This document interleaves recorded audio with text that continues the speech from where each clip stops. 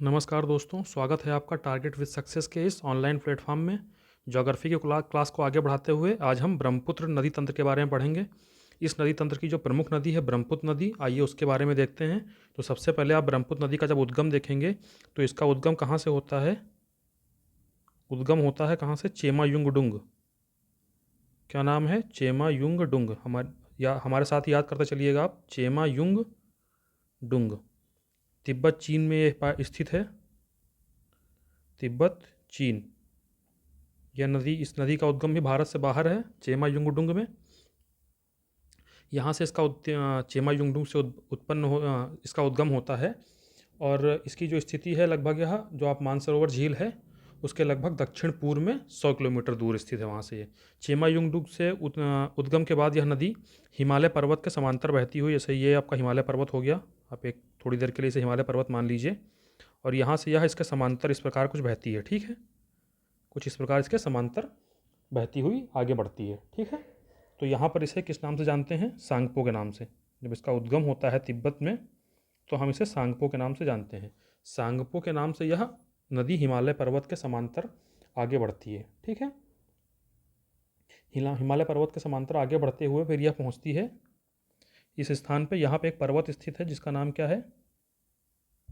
इसका नाम है नामचा बारवा। मैंने पहले भी इसके बारे में आपको बताया है, नामचा बारवा। नामचा बारवा पर्वत के पास से यह एक हेयर पिन मोड़ बनाती है और दक्षिण की ओर मुड़ जाती है। यहाँ पे हेयर पिन मोड़ बनाती है, ये आप नोट कर लीजिएगा। देखिए ये बिल्कुल इसका यू टर्न ले रही है यहाँ से लगभग, तो ये हेयर पिन मोड़ बोलते हैं इसको। आपने देखा होगा हेयर पिन कुछ इस प्रकार की होती है, तो वही हेयर पिन मोड़ के नाम से जाना जाता है। तो सांगपो के रूप में आगे बढ़ती है और नामचा बारवा पर्वत के पास से हेयर पिन मोड़ बनाते हुए यह दक्षिण की ओर मुड़ जाती है। ठीक है, ये दूरी आप देखेंगे तो लगभग 1200 किलोमीटर यह हिमालय पर्वत के समांतर बहती है। ठीक है, तिब्बत में इसे सांगपो बोलते हैं। अगर सांगपो का आप मीनिंग जानना चाहते हैं तो इसका मीनिंग होता है पवित्र करने वाली। पवित्र करने वाली, यह सांगपो का मीनिंग होता है तिब्बत की लैंग्वेज में। तो यहाँ से यह आगे बढ़ती है। इसके साथ ही कहीं कहीं पे आप इसका नाम, एक अन्य नाम भी देखेंगे, मैं यहाँ पे नोट कर देता हूँ, आप नोट कर लीजिए। अन्य नाम, एक तो आपने देख लिया क्या है, सांगपो।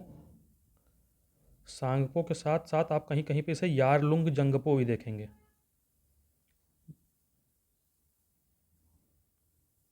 यार लुंग जंगबो,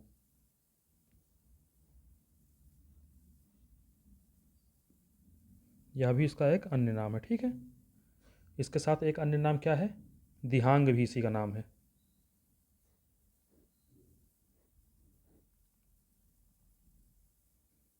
दिहांग भी इसी का नाम है। ठीक है, तो ये आप याद रखिएगा। अब इसके बाद इसका नाम ब्रह्मपुत्र होता है।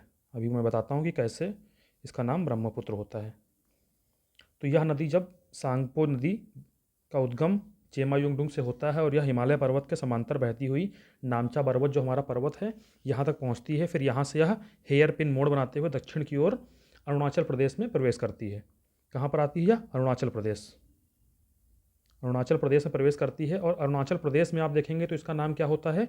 यहीं पे अरुणाचल प्रदेश में इसको हम जानते हैं दिहांग के नाम से। ठीक है, दिहांग के नाम से हम इसको अरुणाचल प्रदेश में जानते हैं। अरुणाचल प्रदेश में से आगे बढ़ती है यह, तो प्रवेश करती है असम में। जब यह असम में प्रवेश करती है यह नदी, तो असम में इसमें दो नदियाँ आकर मिलती हैं। इसकी सहायक नदियाँ हैं दो, वह आकर मिलती हैं, और जिनका नाम क्या है?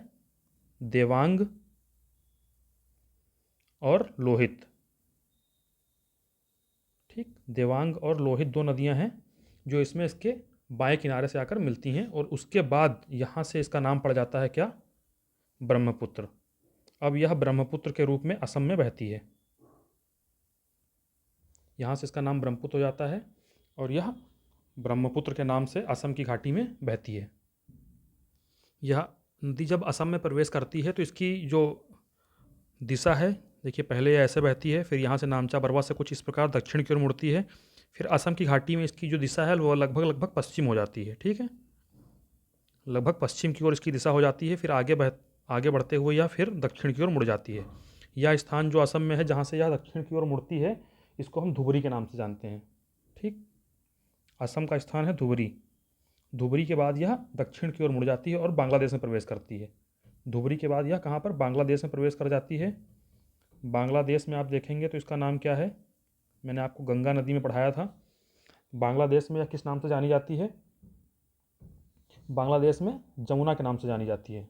ठीक है, यहाँ पर इसका नाम जमुना हो जाता है। ठीक, और इधर से हमारी गंगा नदी आ रही होती है और इन दोनों का संगम हो जाता है, और इन दोनों का जो संगम है वह आगे किस नाम से जाना जाता है, तो यहाँ पद्मा के नाम से जाना जाता है। ये चीज़ आप पढ़ चुके हैं।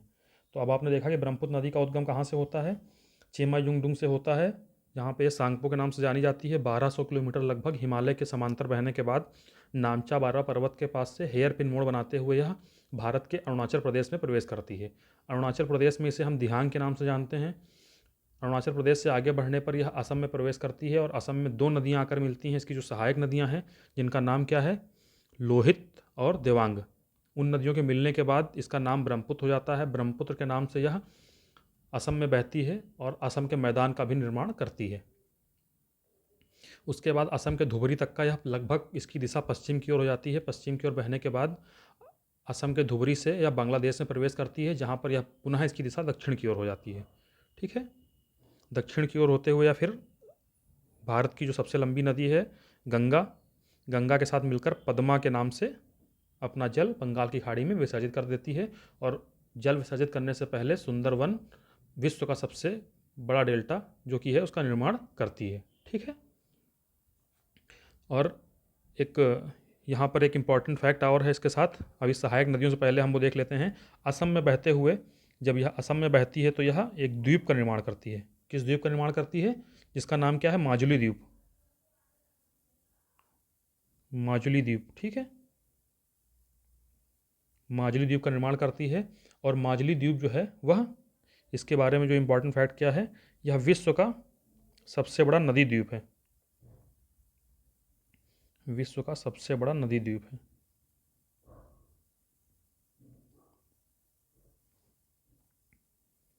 विश्व का सबसे बड़ा नदी द्वीप माजुली द्वीप। जब आप इस नदी की लंबाई के बारे में देखेंगे तो इस नदी की जो कुल लंबाई है, कुल लंबाई कितनी है, कुल लंबाई इसकी है 2900 किलोमीटर, जो कि गंगा नदी से भी अधिक है यह 2900 किलोमीटर। लेकिन आप भारत की बात करेंगे, जब आप भारत की बात करेंगे तो भारत में लगभग यह बहती है 916 किलोमीटर। ठीक है, 916 किलोमीटर बहती है। अब आइए बात करते हैं इसकी सहायक नदियों के बारे में। यहाँ से आपसे जो सहायक नदियाँ पूछी गई हैं वही बताएंगे हम, क्योंकि ब्रह्मपुत्र की सहायक नदियाँ बहुत सारी छोटी छोटी नदियाँ हैं जो कि इसकी सहायक नदियाँ हैं, लेकिन हम जो इम्पॉर्टेंट है वही आपको बताएंगे। और इसके साथ यहाँ से केवल सहायक नदियाँ ही पूछी गई हैं, बाकी जो आपका मैंने बताया था दाएं किनारे और बाएं किनारे से, वह एग्ज़ाम में अभी तक नहीं पूछा जाता है। ठीक है, तो चलिए आगे देखते हैं सहायक नदियाँ। तो सहायक नदियाँ इसकी कौन सी हैं, सब देखेंगे आप। एक सहायक नदी है सबनसिरी, जिसको हम सुबनसिरी भी बोलते हैं, सुबनसिरी। ठीक, कहीं कहीं पे यह स्वर्णसिरी भी लिखी मिलती है, तो आप कंफ्यूज नहीं होंगे। इसके साथ कौन सी सहायक नदी है, भरेली, भरेली, या इसके साथ इसको हम जिया भरेली भी कहते हैं। जिया भरेली के नाम से भी यह नदी जानी जाती है। सुबनसिरी, भरेली, जिया भरेली, ठीक, मानस, यह इसकी सहायक नदियां हैं। ठीक है, और इसके साथ आप और नदियां देखेंगे सहायक, तो मैंने आपको अभी बताया है दिवांग, लोहित, लोहित, ठीक, दूसरी नदी दिहांग, सॉरी, देवांग, बूढ़ी दिहांग, बूढ़ी दिहांग, ठीक, धनसिरी, धनसिरी, ठीक, एक नदी है पगला दिया, पगला दिया, ठीक, पगला दिया हो गई।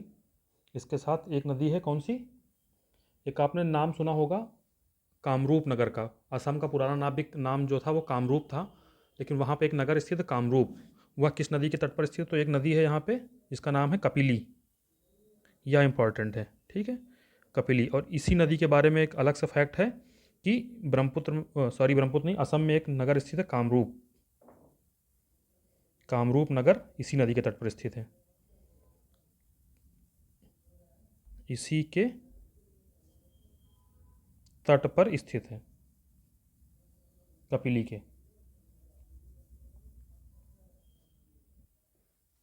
इसके साथ ही साथ एक चीज़ और आप नोट कर लीजिए, जो मानस नदी है, आपने पढ़ रखा होगा, एक वन्य जीव अभ्यारण्य है हमारा, जिसको हम बोलते हैं मानस नेशनल पार्क। मानस नेशनल पार्क, ठीक है, राष्ट्रीय उद्यान। मानस राष्ट्रीय उद्यान जो है वह इसी नदी, यह नदी उसी के मानस राष्ट्रीय उद्यान के मध्य से होकर प्रवाहित होती है। इसी नदी के नाम पर इस राष्ट्रीय उद्यान का नाम मानस राष्ट्रीय उद्यान रखा गया है। इसकी स्थिति असम में है। कहाँ पर है यह? तो यह आप असम में लिख लीजिएगा, एग्ज़ाम में पूछा जाता है, तो ये भी आप यहाँ पे नोट कर लीजिएगा। ये आपको इसकी और एक और सहायक नदी है जो कि काफ़ी इम्पॉर्टेंट है और आपने देखा भी होगा, तीस्ता नदी। इसके बारे में थोड़ी सी जानकारी हम अलग से लिख लेते हैं। बाकी जो सहायक नदियाँ हैं उनके नाम आप याद रखिएगा, बाकी आपसे ज़्यादा जानकारी नहीं मांगी जाएगी। सहायक नदियाँ आप याद रखिएगा, सुबनसिरी, भरेली या जिया भरेली, मानस, लोहित, देवांग, बूढ़ी दिहांग, धनसिरी, पगला दिया और कपिली। जो मेन रिवर हैं उनको मैंने राउंड कर दिया है। जिनको आपको याद रखना है, आपको मानस का याद रखना है, कपिली याद रखना है, इसके साथ आपको लोहित याद रखना है, ठीक है, लोहित याद रखना है, और एक ये तीस्ता याद रखना है, ठीक है। इन नदियों से क्वेश्चन अभी तक पूछे गए हैं और आप भी इन्हीं को याद रखिएगा। इनके बारे में इन्फॉर्मेशन जो मैंने आपको दी है, इसे कपिली पे कामरूप नगर स्थित है, ठीक है। मानस राष्ट्रीय उद्यान मानस नदी के नाम पे इसका नाम रखा गया है, और लोहित के मिलने के बाद इसका नाम ब्रह्मपुत्र पड़ता है, तो इसलिए इनकी इम्पोर्टेंस बढ़ जाती है। आगे देखते हैं तीस्ता नदी। तो तीस्ता नदी जो है यह इसकी सहायक नदी है, और इसका उद्गम कहाँ से होता है? तो इसका उद्गम होता है, एक झील है हमारी, चोलहामू झील। चोलहामू झील, और स्थित कहाँ पे है? या सिक्किम में स्थित है। देखिए यहाँ से आपको जो झील वगैरह मिल रही हैं इनको भी आप याद रखिएगा। क्वेश्चन यही बन सकता है कि चोलहामू झील कहाँ पर स्थित है, तो यह सिक्किम में स्थित है, ठीक है। इसके बारे में एक जो इम्पॉर्टेंट फैक्ट वो यह है कि यह भारत की सबसे अधिक ऊंचाई पर स्थित झील है। भारत की सबसे अधिक ऊंचाई पर स्थित झील, ऊंचाई पर स्थित झील, यह चोलामू झील के बारे में थोड़ी सी इन्फॉर्मेशन है। और जब या जो तीस्ता नदी आपकी है, यह ब्रह्मपुत्र नदी में आकर अपना जल विसर्जित कर देती है, ठीक है। किधर से, किस ओर से विसर्जित करती है? तो यह दाहिनी ओर से। किधर से? दाहिनी ओर से। दाहिनी ओर से यह नदी तीस्ता नदी में अपना जल विसर्जित कर देती है। आप देख ही रहे हैं कि जब यहाँ से आप समझ रहे होंगे, देखिए मैप में, कि सिक्किम की स्थिति कुछ यहाँ पे आपको देखने को मिलेगी। यहाँ पर सिक्किम की स्थिति, तो यहाँ से कोई नदी अगर आएगी तो दाहिनी ओर ही जल विसर्जित करेगी, जाहिर सी बात है। तो यह दाहिनी ओर से अपना जल इस नदी में विसर्जित कर देती है। ब्रह्मपुत्र नदी जो है, यह इसमें अक्सर बाढ़ की स्थिति बन जाती है। क्यों बन जाती है? क्योंकि जो इसकी नदियाँ हैं वह अत्यधिक वर्षा वाले क्षेत्रों से, जो जितनी भी सहायक नदियाँ हैं वह अत्यधिक वर्षा वाले क्षेत्रों से आती हैं। तो वर्षा काल में, जब वर्षा काल होता है उस समय ब्रह्मपुत्र नदी में अक्सर जो है अत्यधिक बाढ़ की स्थिति देखी जाती है, और बांग्लादेश में यह नदी बहुत ज़्यादा बाढ़ लाती है। कहा जाता है कि जब वर्षा काल होता है तब इस नदी की जो चौड़ाई है वह 8 किलोमीटर तक हो जाती है। आप सोच सकते हैं कि कितना विकराल रूप धारण करती है यह नदी। जब बाढ़ की स्थिति इसमें आती है, जब वर्षा काल होता है, तब इसकी जो चौड़ाई होती है वह 8 किलोमीटर तक हो जाती है, और यह नदी बांग्लादेश में भीषण बाढ़ लेकर आती है। यह जो ब्रह्मपुत्र नदी है, इसके साथ साथ बाढ़ अपना जो मार्ग है उसमें परिवर्तन और अपरदन के लिए कुख्यात है। किस लिए कुख्यात है? बाढ़, अपरदन